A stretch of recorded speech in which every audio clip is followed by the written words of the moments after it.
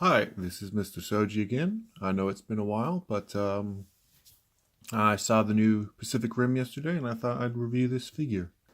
I have had this, well,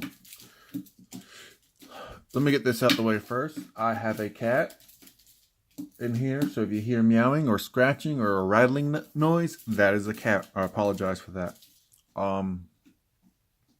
So I've had this figure for a while, and I actually recorded a review when I first put it together.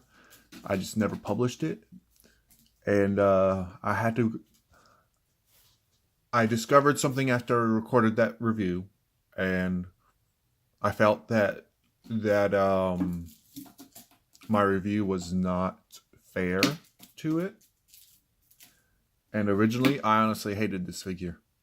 It was fixable, but out of the box, I hated it. But after discovering what I discovered, I decided that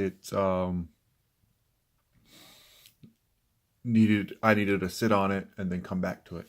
Although opening the box, a lot of what I had an issue with kind of reared its ugly head again. So I am going to straight up say what I discovered. This kit requires, let me repeat this, requires glue. Not, oh, it's a little bit loose. You will notice on the arms, on the legs, and a few other places, there's pieces missing. Okay. I'd turn it around. I'm going to turn it around. You'll notice that box. You look at the back of the legs, the back, there's supposed to be pieces here. This like wore down. Okay. There's a lot of little pieces missing. And you'll notice he's got, I'm not going to show you, swap out the arms, and I'll show you why. Well, you'll see why during the review. But if you look at the manual, there's little tiny spots in the manual that actually, and the manual is actually really nice. It's a little bit thicker, but there's little tiny spots in the manual that have this. Okay, can't really see it that well, but it doesn't matter. That's telling you to glue it, and I didn't really pay attention to that and notice that. So, and it's not just like a handful of pieces. No, it is. It's a good chunk of pieces that are supposed to be on there. And there's some accessories in there. But yeah, he comes with two standard arms. Okay. He comes with two standard arms with regular fists and open fingers.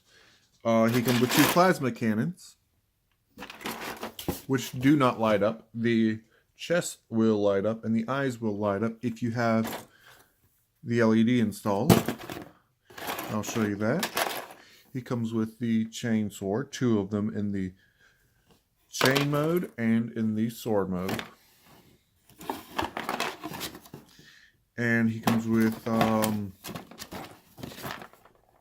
yeah, that's it. So he's two fists, two open hands, and two arm cannons, two swords.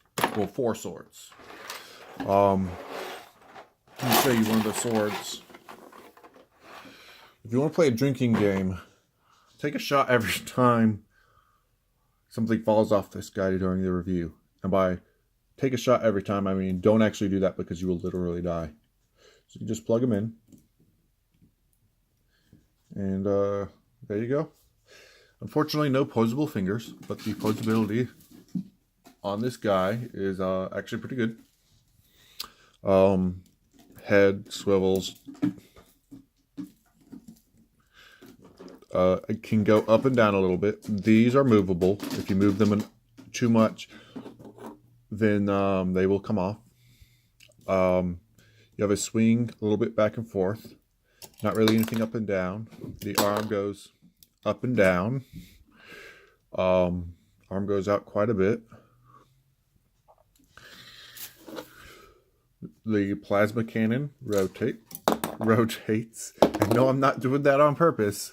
That is how loose it is. And this hand, these open hands are a nightmare. The arms have It just, yeah, that's pretty much 90 degrees. I was going to say a little bit more, but the arms, let me take this out.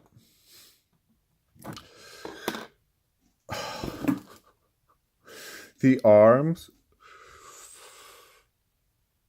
you ready for this? I'm going to grab this by the hand itself, not the fingers, the hand. You have this pretty much like a Rebel Tech or a Figma or a universal joint where it goes up and down, can rotate. Well, at least it didn't split, it just came off the thing. Can rotate. So yeah, that's good. You've got a ball joint here, and this is neat that you can kind of pull it out a bit and get more range. That's really good. You have a rotation here. You have this is supposed to have little armor pieces, and that will prevent it from getting the full range of motion. Okay. But he's not going to be doing splits anyway, so you can go up like that, not really hindered at all. Good rotation, good motion at the knee, great motion at the knee, looks cool. Ankle pivot goes up and down at the foot. The back, does the back move? No, the back's solid, good. Something else I don't have to worry about. Okay, so honestly, here's the thing. You have to glue this.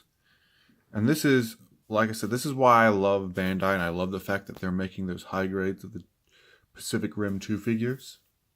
Is that, wow, it looks like he did at the beginning of the movie. Anyways, that the detail is really nice on this. This has pretty much a full inner frame. So the detail's nice. Has a full inner frame. Really good articulation. Really good size. Like this is I want to say an $80 figure when I got it from Japan. I didn't go to Japan. I ordered it from Japan, but it's like an $80 figure. So for $80, you're getting a big chunky figure. The thing is though, is all these things, the details is a little bit soft in places. Okay. It's a little bit soft in places. The plastic has really weird. The main thing is it comes apart because the tolerances are weird. Like the arm, the joint is really tight at the arm, so you're not gonna have to worry about it getting loose. But the exchange for that is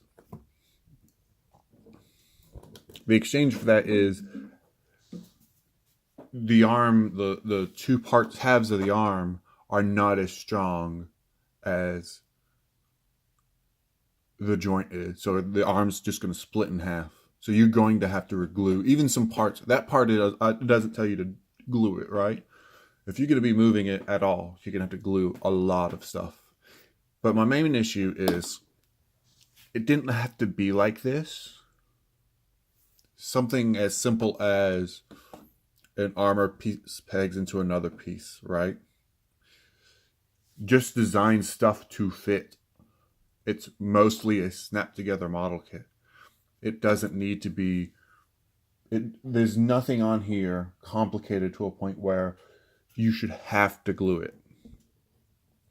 There's a whole lot of, if you look at the knee, on both the knees, I already showed you on the back, but on both the knees, on a lot of the little ball joints, there's a lot of stress marks. And like I said, it's just not up to the quality as, say, a Bandai model kit.